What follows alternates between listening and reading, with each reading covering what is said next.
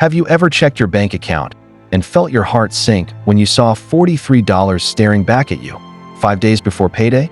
You work hard, you earn, but somehow it's gone before the month even ends. Rent, bills, groceries, gas, and poof, it disappears like your paycheck was never even there. You tell yourself, next month will be better, but next month looks exactly the same. If that hits a little too close to home, this video is for you. Because today, we're breaking the cycle that traps 78% of Americans in the paycheck-to-paycheck grind. And no, it's not about skipping coffee or living like a monk. It's about learning to own your money, instead of your money owning you. Here's the harsh truth. Most people don't have a spending problem. They have a system problem. You spend hours working every week. But how many hours do you spend managing what you earn? We chase more income without learning the rules of money flow. Let's talk about the first reason people stay stuck: lifestyle creep. The moment income goes up, expenses follow. You get a raise, you upgrade your car. You get a bonus, suddenly that old iPhone looks outdated. Here's the funny part, you don't even notice it. Because it doesn't feel like spending, it feels like rewarding yourself. But slowly, your paycheck becomes your prison. Reason number 2, no safety net. One emergency, a flat tire, a medical bill, or losing your job, and your entire world shakes. Because when every dollar you earn already has a job, you have no money left to protect yourself. That's like building a house without a foundation. The first storm will break it. And finally, reason number 3, no plan. Most people drift financially.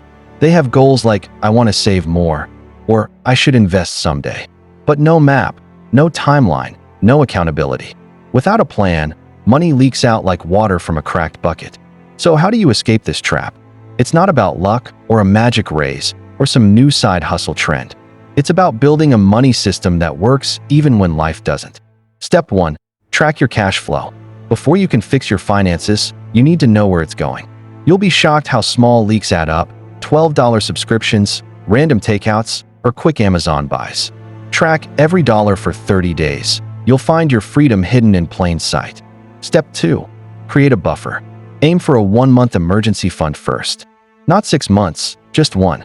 That little cushion changes everything, because now your next paycheck isn't survival money, it's opportunity money. Step 3, automate your money. Pay yourself first, automatically. When your savings or investments move before you touch them, you remove the biggest risk, you. Step 4, upgrade your mindset.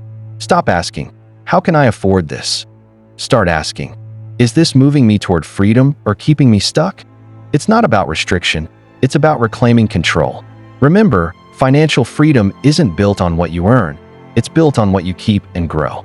You've just learned how to escape the paycheck trap. But here's the real twist. Even if you follow all this, one decision could still hold you back financially. And that's the choice millions of young Americans face right now. Is college still worth it in 2025, or is it just another financial trap? Don't miss that video. It'll change how you think about money, education, and success forever.